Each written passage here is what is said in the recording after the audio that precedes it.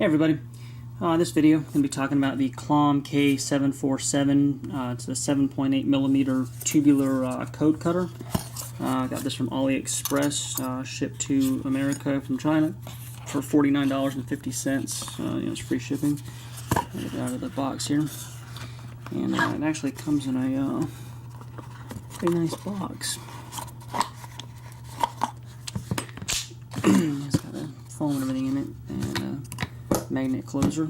So this is what you get. This is your key cutter and a Klom gauge to measure tubular picks or tubular keys.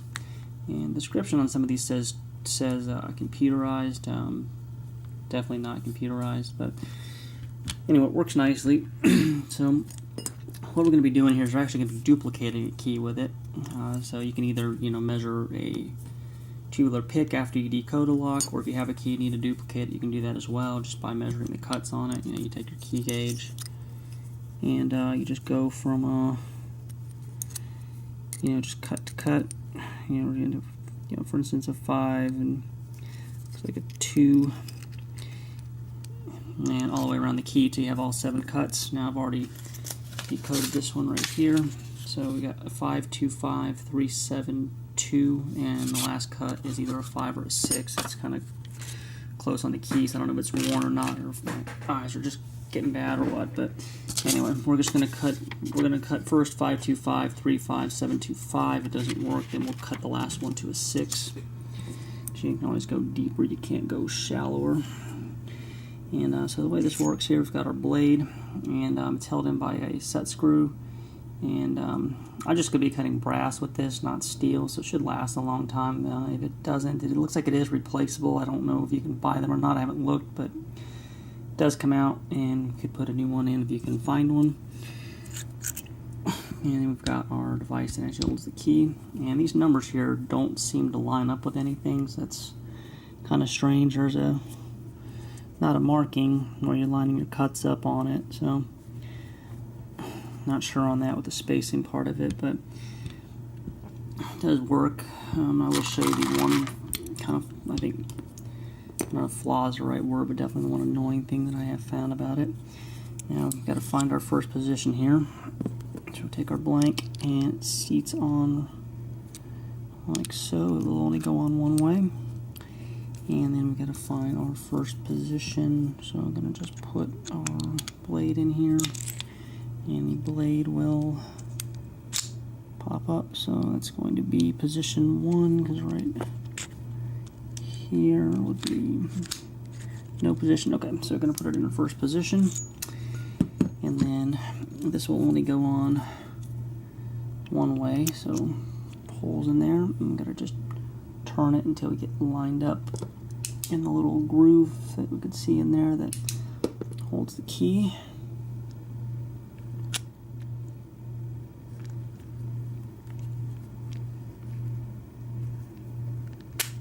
Like so. And like I said, I don't see really how these numbers line up with anything. So I just been ignoring that, and I know I'm on position number 1, so that's what we're gonna do. And then as far as setting your depth, we're gonna insert the blade in here. I'm gonna hold it this way. And our first cut's a 5, so we just dial in a 5. And my one complaint is this kind of drops into place, but it doesn't stay real well, so kind of got to hold it to make sure this doesn't move. And you got to also keep pressure on this to keep the key from being pushed out by the blade. And so we just kind of hold it together, got it set, and we're just going to turn our blade. See it coming out, and it will cut the key, and we're just turning it all the way in. You see it kind of try to move on me here, so I'm going to hold it so the depth can't change. And you've got to make sure you get it all the way flush to make sure you're getting the correct distance. And we'll just back it out, go to our next depth, which is a 2, and we'll dial in a 2.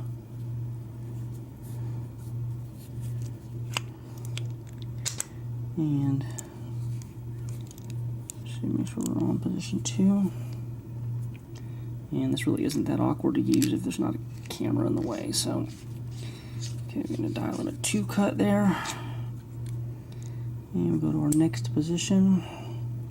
There's a 5, so we will dial in a 5. Now I'm just trying to hold this from moving and putting pressure here to keep the blade from pushing the key blank off. And I'm just going to turn it once again until we're flush.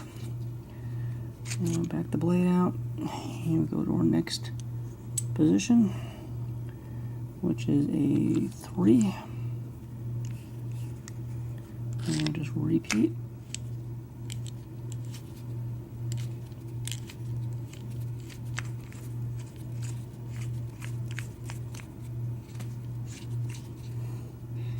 Back it out. Next position is a 7.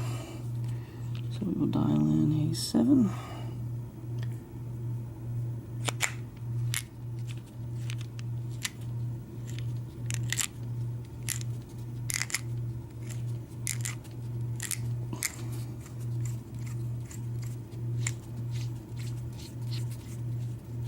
Okay. Back it out. Next position, which is a 2.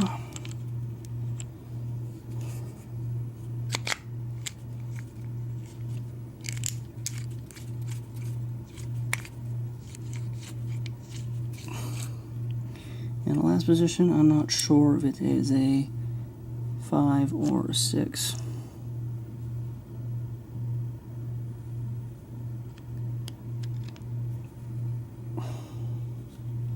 So I'm going to go to a 5 to start with.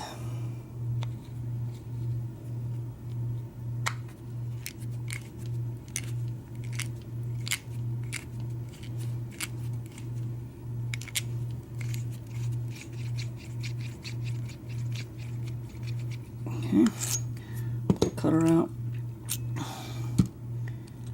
and if you have a brush or something, or your other key machine with a deburring wheel, you can deburr it if you need to.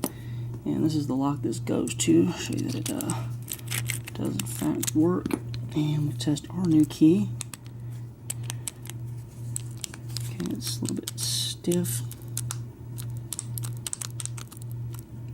Okay, so that does turn it, but not working smoothly, so that may be a 6 cut on that last one. So I'm going to load it back on here.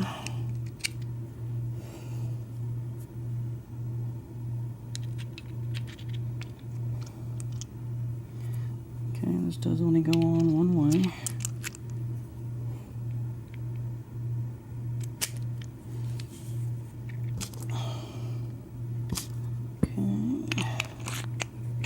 Make sure before I change the depth that I am on the right position, which looks like I am.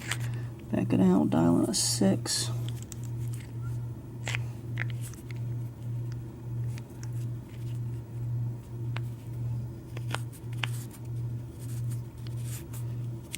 And I'll just cut that last one a hair deeper.